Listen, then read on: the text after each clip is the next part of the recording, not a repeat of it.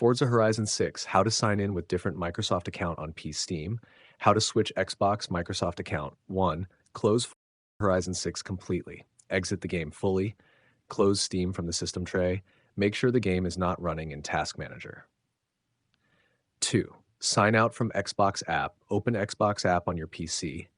Click your profile picture. Select Sign out from the menu. 3. Sign out from Microsoft Store. Open Microsoft Store. Click your profile icon. Sign out from the current Microsoft account. 4. Remove old Xbox credentials. Open Credential Manager in Windows. Remove Xbox Live or Microsoft account credentials. Restart your PC afterward.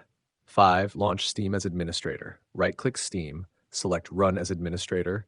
Open your Steam library afterward. 6. Start Forza Horizon 6. Launch the game through Steam. Wait for the Xbox sign-in window to appear. Don't close the pop-up window. 7. Sign in with different Microsoft account. Enter the new Microsoft account details. Complete Xbox login verification if needed. Allow account permissions when prompted. Part 8. Wait for Cloud Sync. Let Xbox Cloud synchronization finish completely. Avoid closing the game during sync.